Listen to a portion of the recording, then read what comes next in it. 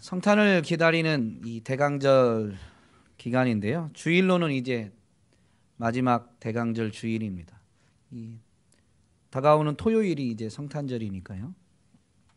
그동안 성탄의 의미, 성탄을 통해서 나타내신 그 하나님의 이 사랑 이야기를 분명히 깨달을 수 있는 이 구약의 인물들을 통해서 성탄을 기다리는 자세와 그 성탄이 우리에게 주는 은혜를 분명히 되새겨 보았는데요. 성탄은 하나님의 약속이 성취되어진 사건입니다. 그러므로 약속이 주어지고 약속을 주시기 위해서 하나님이 일하신 때부터 성탄의 이야기는 시작된 것이다 라고 분명히 말씀을 되새기면서, 그래서 그 일이 언제 시작되어지는가를 살펴 하나님의 이 사랑은 태초 이전에 시작되었다라는 것을 우리는 분명히 되새겨 보았습니다. 그러므로 성탄의 의미를 아는 사람은 하나님이 분명히 약속을 성취하신다, 예수 그리스도를 통해서 약속이 성취되어졌다라는 것을 인정하고 그로 인해서 우리를 향하신 하나님의 사랑을 알게 되는 자들입니다. 성탄의 의미를 깨닫는 자는 지난주에 이제 야곱의 생애를 통해서 그 성탄의 의미를 깨닫는 자가 어떤 은혜를 누리는지, 그래서 그 삶에서 그 믿음을 어떻게 표현하는지를 분명히 되새겨 보았는데요. 과연 하나님이 여기 계시다라는 것을 깨닫고 그 하나님과 동행하는 임마누엘의 은혜를 누리게 됨을 우리는 분명히 말씀을 통해 살펴보았습니다. 임마누엘의 은혜가 우리에게 누려지는 것이 전부가 아니라요, 하나님이 우리와 함께 하시면서 우리를 어떻게 빚으시고자 하는지, 어떻게 쓰시고자 하는지, 오늘은 그 부분에 대해서 말씀을 살펴보고, 그래서 우리가 정말로 하나님이 약속하신 것이 우리를 통해서도 이루어지게 되는 그 은혜의 주인공이 될 수 있게 되기를 간절히 소망합니다. 아브라함과 이삭과 야곱에게 주신 약속을 생각해 보면 하나님이 임마누엘의 은혜를 통해서 우리를 빚으시고자 하는 것은 그 약속이 성취되었으니까요. 예수 그리스도 안에서 성취된 그것이 말이 아니라 실제가 되길 원하시는 것인데, 그게 뭐냐면 우리가 복이 되는 것입니다. 복이 돼야 복을 전할 수가 있어요. 너로 말미암아 땅의 모든 족속이 복을 받길 원하노라가 아브라함을, 이삭을, 그리고 야곱을 복이 되게 하신 목적인 거예요. 야곱이 임마누엘의 은혜를 누리면서 하나님이 주신 복을 경험했는데요, 그 복이 되고 나서야 그는 이제 오늘 본문대로 하면 자식들을 축복하는 자가 되고, 그로 인해서 이스라엘이라는 민족이 세워지고 약속은 더욱 성취되어지는, 야곱은 이미 하나님이 약속하신 것을 그대로 이루신 걸 체험한 자입니다. 함께 하심을 체험했고, 그래서 야곱으로 하여금 거부가 되게 하고 약속하신 대로 땅으로 돌아가게 하는 등 그 약속을 이루시는 걸 체험했지만 아직도 이루실 약속이 분명히 있는데요, 그 약속이 이루어짐을 야곱은 복이 됨으로 인해서 분명히 바라보고 자식들에게 축복하는 이 일들을 감당하게 되는 것이죠. 그것이 더욱 확장되어지면 정말로 이제 하나님이 말씀하신 대로 너로 말미암아 땅의 모든 족속이 복을 받길 원하노라, 복을 받게 되리라 라는 것이 이루어지게 되는 것이죠. 오늘 저와 여러분도 먼저는 복이 되어지고, 그리고 그로 인해서 나로 말미암아 땅의 모든 족속이 복을 받게 되는 역사가 이루어지는 데 쓰임 받을 수 있기를 주님의 이름으로 축복합니다. 야곱은 자식을 언제 축복했냐면 생의 마지막 순간에 축복합니다. 물론 이 창세기에서 보면 이삭도 이제 자기의 죽음이 임박했다라고 느낄 때 자식을 축복했지만, 오늘 이 내용을 보면 꼭 죽을 때가 되었기 때문에 다른 사람을 축복하는 건 아니다라는 걸 알 수가 있는데요, 오늘 야곱의 이 자식들을 축복하기 위해서 자기가 자식들을 불러오면서 그가 선포한 내용을 보면 2절에 보면 이렇습니다. 너희는 모여 들으라, 야곱의 아들들아, 너희 아버지 이스라엘에게 들을지어다. 그러니까 야곱이 자기 아들들을 불러 모아요. 야곱의 아들들아 모여라 라고 했는데, 지금 물론 장래에 일어날 일이지만 이것은 약속을 붙잡고 약속이 이루어질 것을 각자의 자녀들에게 이제 선포하면서 주어지는, 어떻게 보면 예언이지만 어떻게 보면 축복입니다. 근데 그 축복을 하는 데 있어서 귀를 기울일 것을 선포할 때 이스라엘에게 들으라는 거예요. 야곱이 아니라 야곱이 이스라엘이 될 때 복의 통로가 되는 거예요. 그러니까 우리가 복이 된다라는 이 의미는 땅에서 갖는 관점과 하나님이 평가하는 관점이 전혀 다릅니다. 야곱이 언제 이스라엘이 되어졌느냐라는 걸 우리는 생각해 볼 필요가 있는 것이죠. 왜냐하면 야곱이 외삼촌 라반의 집에서 20년 동안 일하고 이제 돌아올 때에는 거부가 되었어요. 그의 가축이 소유가 얼마나 많아졌는지 2때나 되었습니다. 그런데 그 돌아오면서 사실 야곱이 자기의 생애를 뒤돌아보면서 하나님께 감사하는 내용이 있는데요. 창세기 12장에 나옵니다. 그가 이것이 하나님의 은혜임을 고백할 때, 내가 요단강을 건너서 하란으로 갈 때에는 지팡이 하나 들고 요단을 건넜는데 이제는 2때가 되어서 돌아오게 되었습니다. 이것이 하나님의 은혜입니다 라는 걸 분명히 고백합니다. 그냥 요약하면 이렇습니다. 형 에서를 피해서 도망자가 될 때는 지팡이 하나 들고 도망갔어요. 맨몸이에요. 근데 맨몸으로 20년 동안 열심히 일했더니 하나님이 그에게 복을 주셔서 거부가 된 거예요. 맨손으로 정말로 이 엄청난 기업을 이룬 것이죠. 거부가 됐는데 그것이 야곱이 복이 되었다라고 말하지 않습니다. 맨손에서 엄청난 부를 이룬 것을 가지고 야곱이 복이 되었다, 이스라엘이다라고 말하지 않는다라는 것이죠. 거부가 되었지만, 소유는 많아졌지만 이 야곱은 형 에서와의 만남 때문에 불안과 두려움에 도리어 휩싸이게 되죠. 야곱이 그 주어진 많은 그 소유를 온전히 누리면서 정말로 복이 되는 건 언제냐면요, 야곱이 아니라 이스라엘이 될 때인데요. 여러분, 야곱이 언제 이스라엘로 바뀌었어요?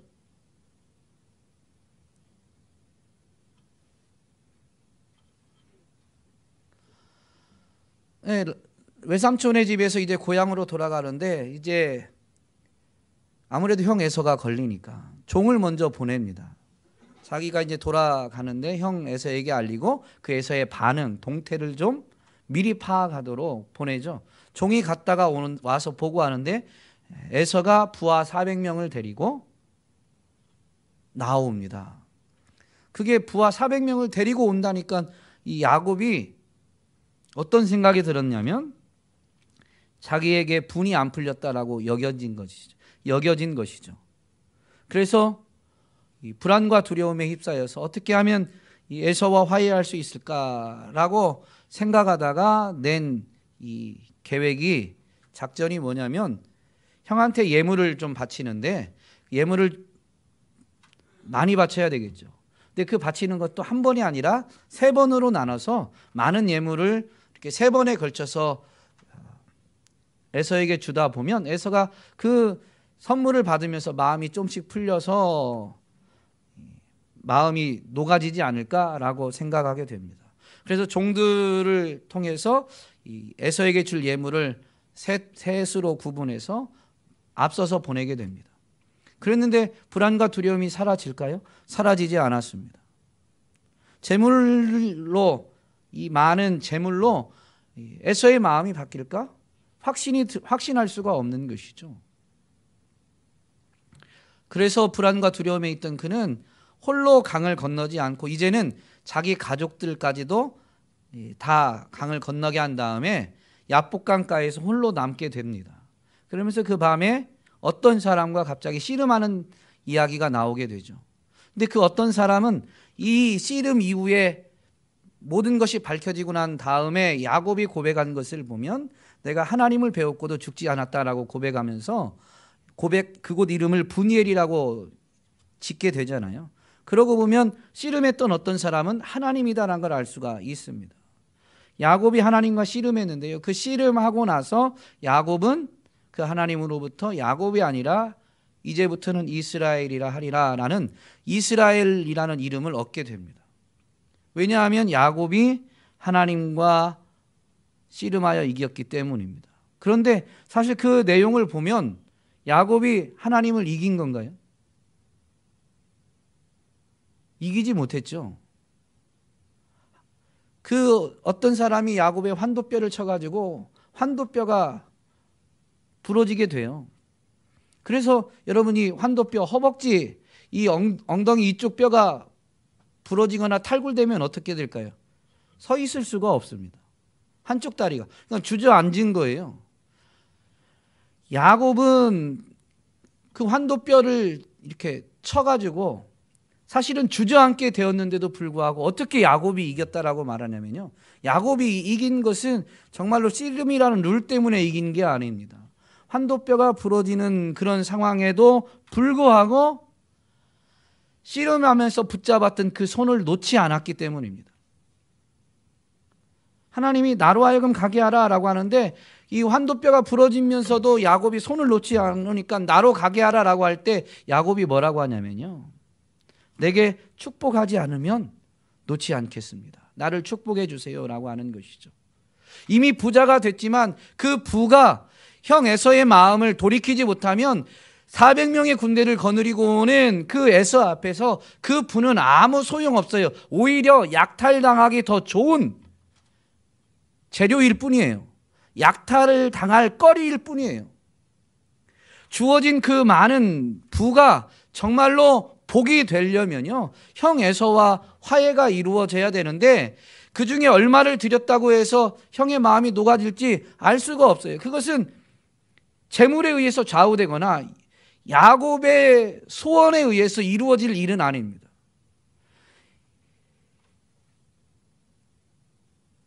외삼촌 라반의 집에서 20년 동안 라반이 속이고 품삯을 바꾼 10번의 이 속임수 앞에서도 성실하게 하나님이 여기 계시다라는 것 때문에 낮이 밤인지 밤이 낮인지 모르게 그렇게 성실하게 일한 야곱은요.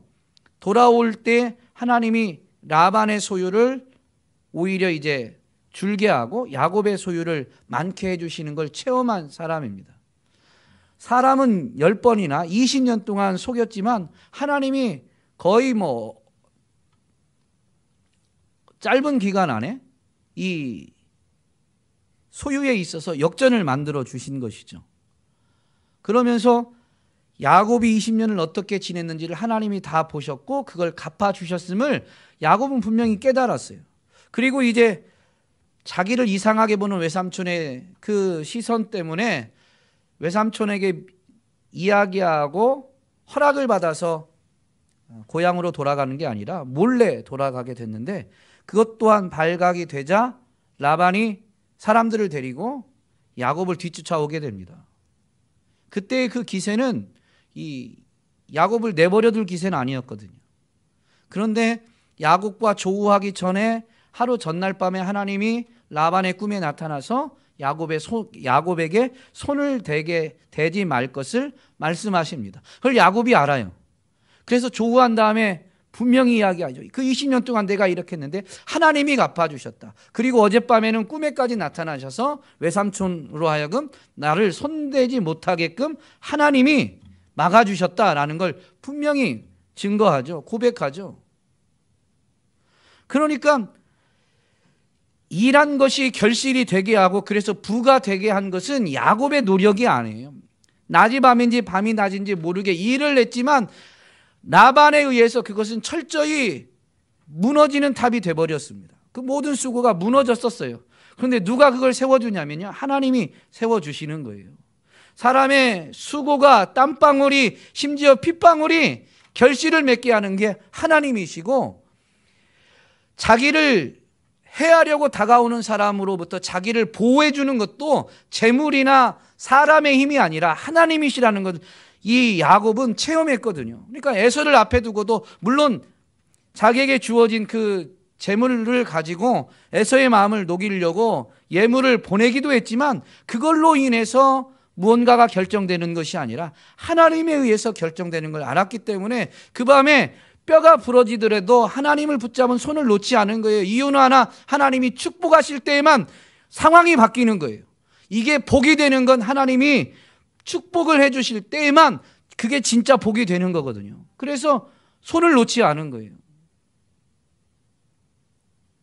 그런데 오늘날 교회 안에 어떤 안타까운 일들이 많이 일어나느냐? 이솝우화에 보면 이 욕심 많은 개 이야기가 있습니다. 아시나요? 시장에서 뼈다귀 하나를 물고 집으로 돌아가는지 가다가 개울가 있는 데서 잠시 서게 됩니다. 근데 개울에서 그 물에 비친 자신의 모습을 봤는데 그 모습, 물 속에 있는 개가 자기가 갖고 있는 것보다 더 큰 뼈를 갖고 있는 것 같고 그것에 대한 욕심이 난 것이죠. 그래서 소리 지르면 그 물 속에 있는 개가 겁을 먹고 그 뼈를 이렇게 놓고 도망갈 줄 알고 물에 비친 자기 모습인데도 불구하고 그 비친 개가 물고 있는 뼈다귀를 욕심내서 소리를 지르게 되죠. 멍멍 짖게 되죠. 그럼 어떻게 돼요? 자기가 물고 있는 것도 물속에 빠져버리게 돼버렸습니다.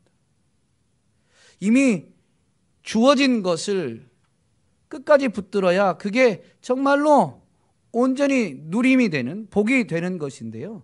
다른 것에 욕심내다가 주어진 복을 걷어차는 거예요. 그런데 그리스도인은 이 욕심 많은 개가 저지른 것보다 더 안타까운 건 뭐냐면요. 복이 하나님이 주시는 것이고 그 복이 진정한 복이 되게끔 하도록 이 야곱의 이야기를 보면 하나님이 힘이 없어서 지금 야곱을 못 부리쳐서 말씀하신 걸까요? 야, 나로 하여금 가게 하라. 툭 치면 환도뼈가 부러지는데요. 그 손은 뿌리칠 수 없을까요? 그게 아니에요. 하나님은 붙잡히시고 싶으셨던 거예요. 그리고 그 야곱이 하나님 앞에 온전한 믿음으로 마음을 다해서 하나님이 복 주셔야 됩니다라는 것을 고백하길 원하셨던 것이죠. 그래서 붙잡히신 것이고 붙잡히신 상태에서 오히려 재촉하신 거예요. 그 말을 이끌어내기 위해서. 오늘 그리스도인들은 분명히 하나님과 함께하는 사람들인 줄로 믿습니다. 우리가 느끼든 느끼지 못하든 여러분 이건 하나님의 약속이고 성경에 분명히 기록되어져 있어요. 이 약속은, 이 진리는 지금도 여전한 줄로 믿습니다. 그렇다면 우리가 느끼지 못하는 것이지 우리가 그리스도인이 맞다면 하나님은 지금 우리와 함께 하시는 거예요. 아무도 아멘을 안 하시는데. 하나님 우리와 함께 하세요. 야곱과 함께 하신 그 하나님이 우리와도 함께 하시는데요. 우리와 함께 하시는 그분이 우리 손에 이렇게 지금 붙잡히신 것이죠. 그런데 우리가 자꾸 세상 사람들이 붙들고 있는 게 좋아 보인다고 그거 우리도 좀 얻어보겠다고 그거에 욕심내면서 붙잡은 하나님을 놓고 자꾸 세상 것에 욕심내면서 하나님을 놓치는 일들이 교회 안에 일어나더라라는 것이죠. 우리가 자녀들을 키우다 보면 아직 미성숙하면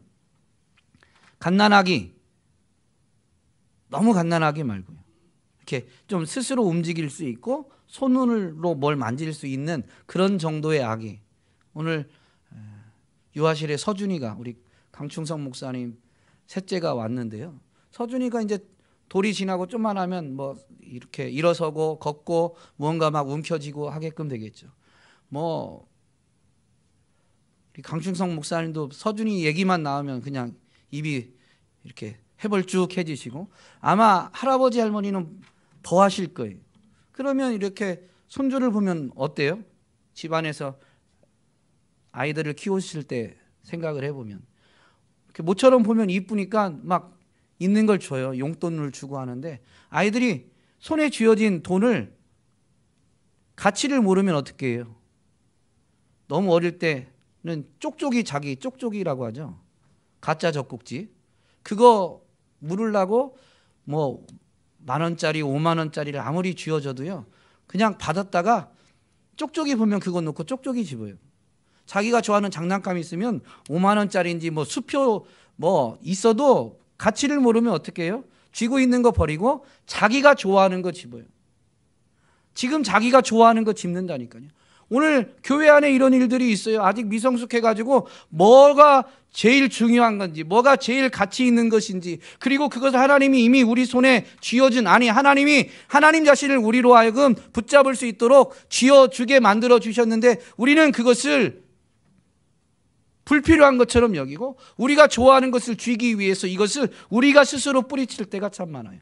하나님이 이 야곱과의 씨름을 통해서 야곱을 이스라엘로 바꿀 때 보면요, 하나님이 붙잡혀 주셨지만 사람이 스스로 놓으면요, 아무리 하나님이 붙잡혀 주고 싶어도 붙잡혀질 수가 없는 거예요. 그런데 야곱은 분명히 그가 함께 하시는 하나님을 체험했고 그로 인해서 복은 하나님으로부터 온다는 걸 알고 그 야복 강가에서 뼈가 부러져도 주저앉을 수밖에 없는 상황인데도 불구하고 하나님을 붙들고 놓지 않았다니까요. 그래서 야곱이 아니라 이스라엘이 되는 것입니다. 같은 사람인 것 같지만 여러분, 하나님이 볼 때는 다른 존재가 된 거예요. 여러분을 돌아보면 나는 나일 뿐인 것 같지만요, 여러분, 우리가 하나님을 붙들고 놓지 않으면 하나님이 보실 때는 나는 나 한 사람으로 끝나는 게 아니라 하나님의 나라를 이 땅 가운데 이룰 때에 쓰임받을 야곱이 아니라 이스라엘과 같은 존재로, 완전히 다른 존재로 인정되어지는 거예요. 이것이 성탄의 의미를 아는 자들, 그래서 그 성탄의 의미를 부여잡고 오늘도 임마누엘의 은혜를 누리고자 내가 붙잡은 하나님을 놓치지 않고자 몸부림치는 자들에게 주어지는 복인 것입니다. 그래서 야곱이 이스라엘, 즉 우리가 하나님께 복 받은 자가 되는 거죠. 그래서 성경을 보면 성경에서의 관점은요, 돈이 많은 게 복이 아니라 하나님과 함께하는 것이 복이다라고 선언하고 그 임마누엘의 은혜를 누리는 자가 결국엔 세상을 이김을 확인하게 되는 것을 우리에게 가르쳐 줍니다. 근본 성탄에 여러분, 하나님을 붙잡은 손을 놓지 않는 어리석음 때문이든 미성숙함 때문이든 욕심 때문이든 이제는 결코 하나님의 손을, 아니 하나님을 붙잡은 손을 놓지 않는 자들이 되시기를 주님의 이름으로 축복합니다. 하나님을 붙든 손을 야곱이 놓지 않아서 이스라엘이 되었지만, 이스라엘이라고 인정되어졌지만 야곱이 그때 이후로부터 온전한 이스라엘, 즉 복이 된 건 아닙니다. 오늘 이렇게 마지막에 자식들을 축복할 때 야곱이 자기 자신을 이스라엘이라고 인정하면서 선포하면서 하죠. 생의 마지막 순간에야 야곱이 이스라엘이 된 거예요. 야곱이 잃어버렸던 요셉과 조우하고 나서 이제 바로 앞에 서게 되는데요. 그때 바로가 이 야곱의 나이를 묻게 되는데 야곱이 그때 이야기하죠. 130이다 라고 하면서 자기 연수가 짧다. 내 나이가 얼마 못 된다. 그러면서 우리 조상의 나그네 길의 연조에 미치지 못한다라고 말합니다.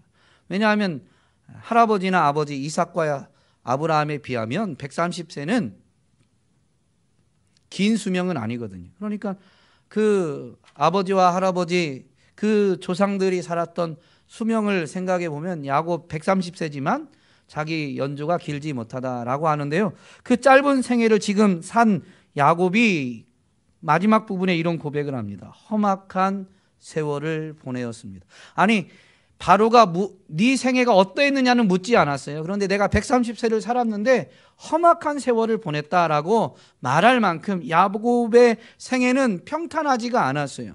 이스라엘이라는 이름을 받았고 야곱이 아니라 이스라엘로 불려졌음에도 불구하고 그 이후에 이 이스라엘의 삶은 어떤 삶이냐면요, 고향으로 이제 돌아가는데 에서와는 화해하게 됐죠. 그러다가 세겜 성읍으로 이동하게 됐는데 그 성읍 안에서 딸 디나가 강간을 당하는 사건을 겪게 됩니다. 그것도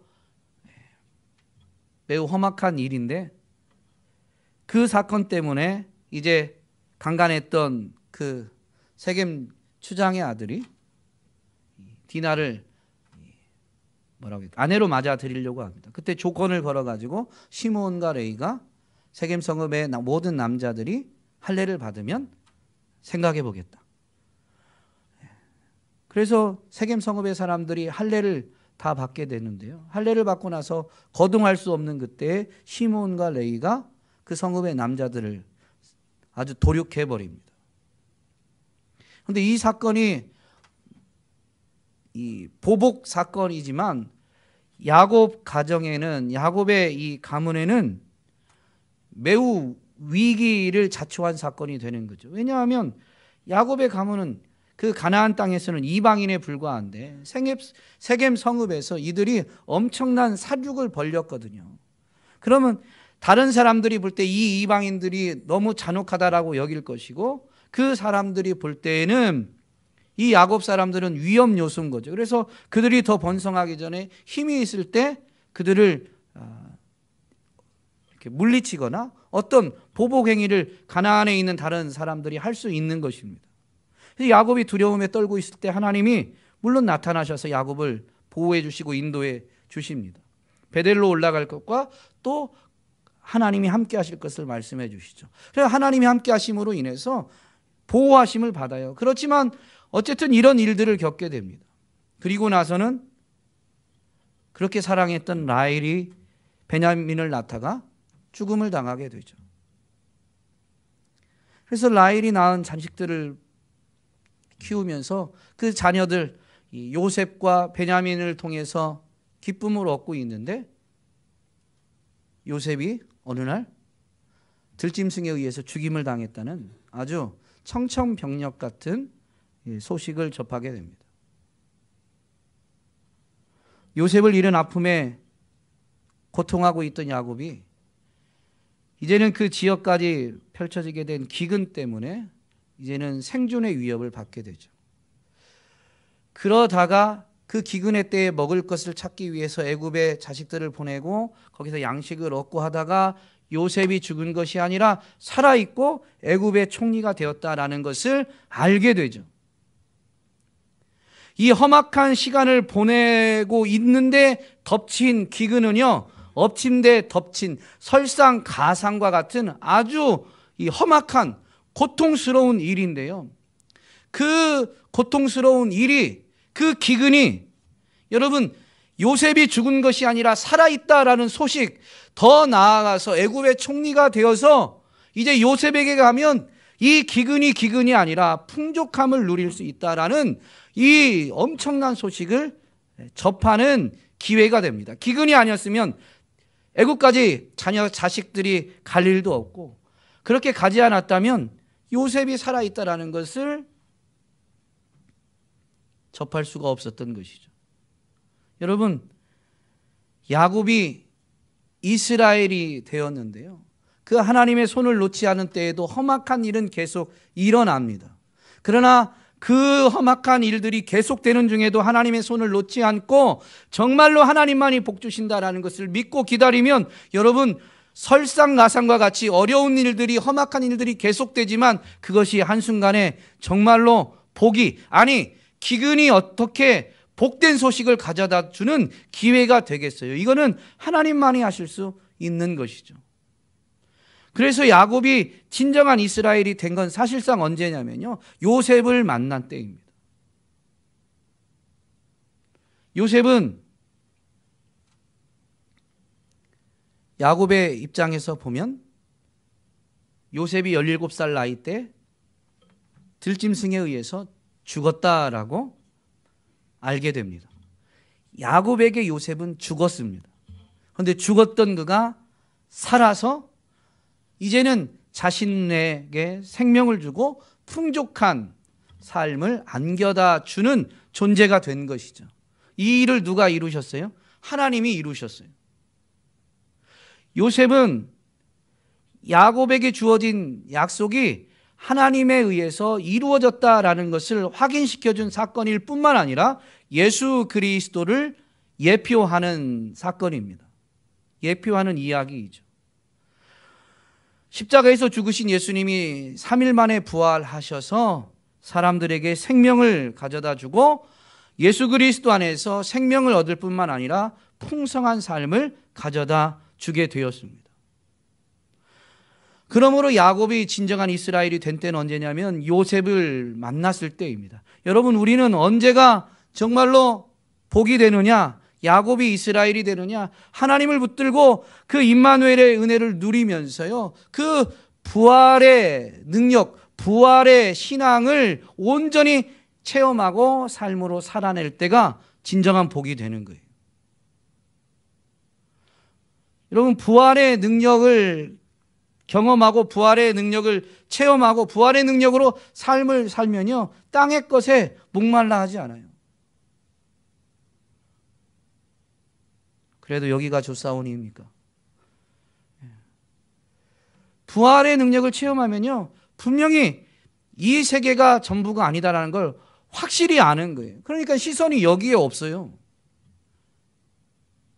우리는 이 땅을 살면서 말로는 우리가 이스라엘이 된 것처럼 우리는 이 땅에서 영원히 살지 않습니다. 우리는 나그네입니다. 하지만 실상은 어떻게 살아가고 있습니까? 이 땅에서의 삶이 마치 영원할 것처럼 땅에서의 자격, 조건을 구비하기 위해서 목말라 하고 있지는 않습니까? 부활의 능력을 경험하게 될 때, 부활의 능력을 체험하고 이제 부활 신앙으로 살아가게 될 때에요, 이 땅이 전부가 아니다라는 걸 분명히 알고 그때만이 진정한 복이 되고, 그래서 복된 소식을 이제 전하는, 그 복된 소식을 전하기 위해서 부활의 능력으로 살아가는 사람은 이제 다른 사람에게 복을 전해주는, 나누어주는 삶을 살아낼 수가 있는 것이죠. 오늘 저와 여러분이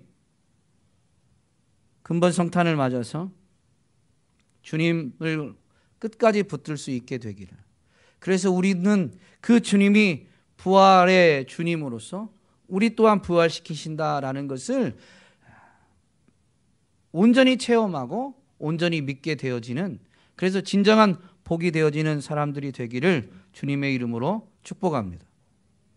이 야곱이 이제 자녀들을 축복하는 내용들을 보면요, 이스라엘의 통치권을 누구에게 이렇게 약속할까요? 누구에게 이스라엘의 통치권이 주어질 것을 축복할까요?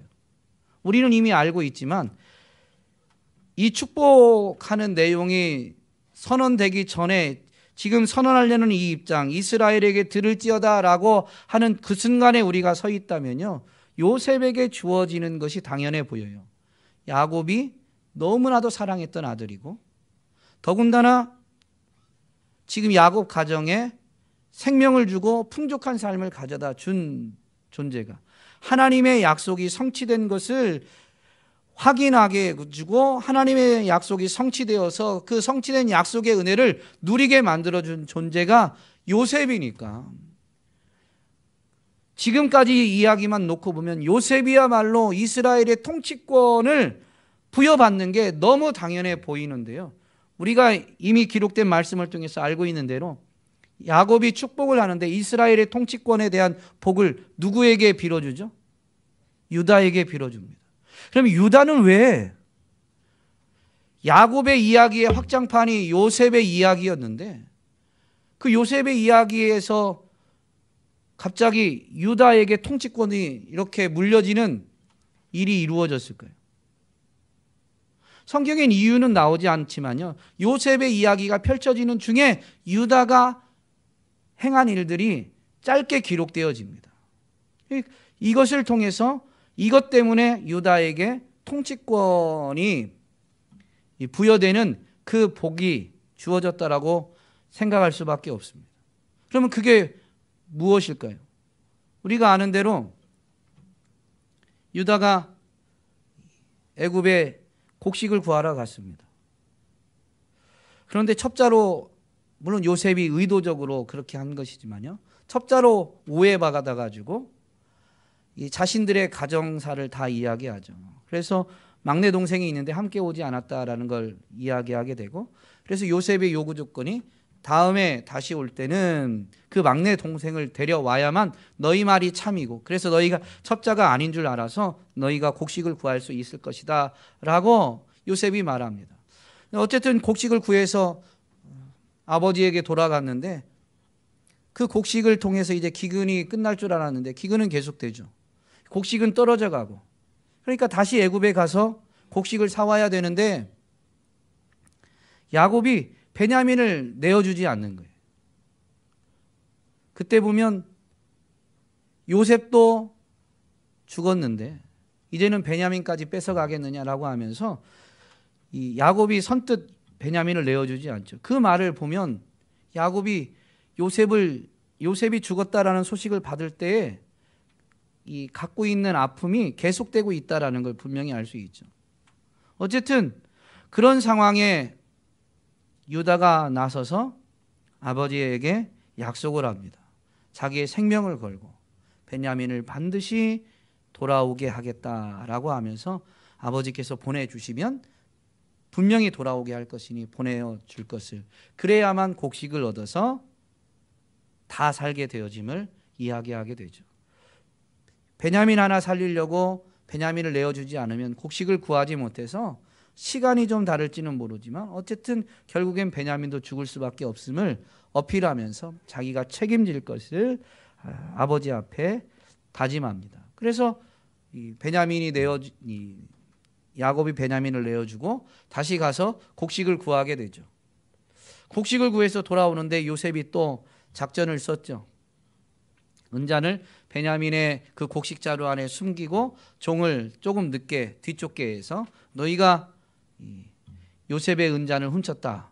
그러니까 자신들은 훔치지 않았으니까 우리는 그러지 않았다. 없어졌다라고 말하니까 그 발견되는 사람은 종이 될 것이다 라고 이야기합니다. 그래서 그 요셉이 보낸 종이 자루들을 뒤지는데 베냐민의 곡식 자루에서 나오게 되죠. 충격적이었죠. 그래서 그들은 다시 애굽으로 가서 요셉 앞에 서게 됩니다. 그때 베냐민을 돌려보내겠다고 다짐했던 이 유다가 베냐민 대신 자기가 종이 되어서 이곳에 남을 테니까 이 베냐민과 함께 형제들을 자기 아버지에게 돌려 보내줄 것을 요청하게 됩니다. 그 베냐민을 잃어버리면, 요셉을 잃어버린 자기 아버지가 이제 연로한데 베냐민까지 잃어버리면 죽을 수도 있으니까 베냐민을 자기를 종으로 삼고 베냐민을 돌려 보내줄 것을 요청하죠.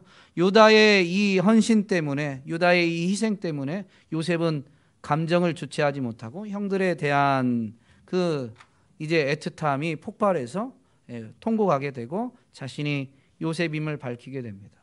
충격을 받았지만 요셉이 살아있고 어쨌든 그가 이제 아버지를 초청한다라고 하니까 유다가 가서 아버지를 모시고 애굽으로 다시 내려오게 되죠.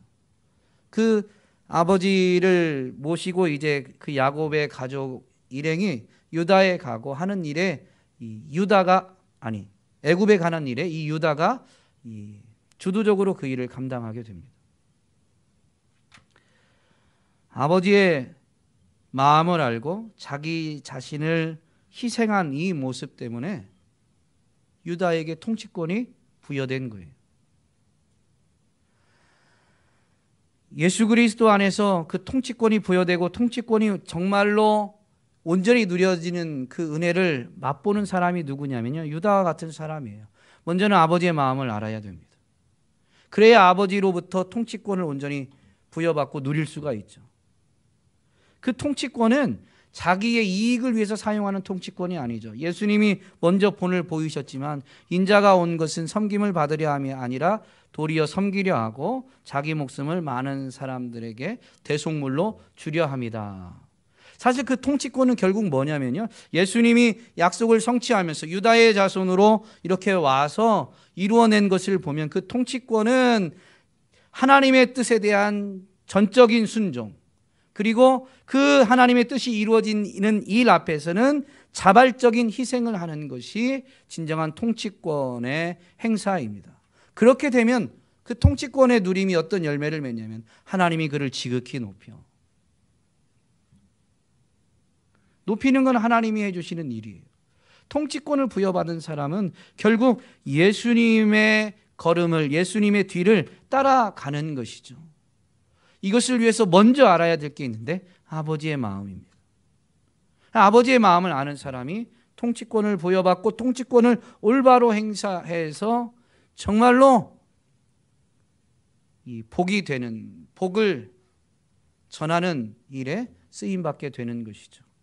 오늘 저와 여러분이 예수님 안에 있지만 분명히 예수님 안에 있는 이 12아들 중에서도 누구에게 통치권이 주어지는가라는 것을 기억하면서 오늘 우리가 하나님 아버지의 마음을 깨달아 알고자 기도하는 자들이 되기를, 그리고 아버지의 마음을 깨달아 알았으면 자발적으로 순종하고 심지어 나를 희생해서라도 아버지의 뜻이 이루어지는 일에 오늘 우리 자신을 내어드림으로 인해서 하나님께 온전히 통치권을 부여받고 그 통치권의 누림을 통해서 만민이 복을 받게 되는 일에 쓰임받게 되기를 주님의 이름으로 축복합니다. 두 가지입니다. 야곱처럼 하나님을 끝까지 붙들고, 하나님이 우리를 정말로 복 주시는 분임을 알아서 끝까지 붙들고 손을 놓지 않아서 야곱이 아니라 이스라엘이 진정한 복이 되어야 됨을, 또한 통치권을 부여받은 유다처럼 하나님의 마음을 헤아리고 하나님의 뜻 앞에 자발적으로 순종하며 희생하는 자들이 되어야 됨을 분명히 기억하면서 이번 성탄을 통해서 그 은혜가 오늘 우리 안에 누려지기를, 이번 성탄을 통해서 우리가 그런 사람으로 함께 하시는 주님의 은혜 때문에 빚어지고 세워져서 통치권을 온전히 받게 되는 저와 여러분이 다 될 수 있기를 간절히 소망합니다.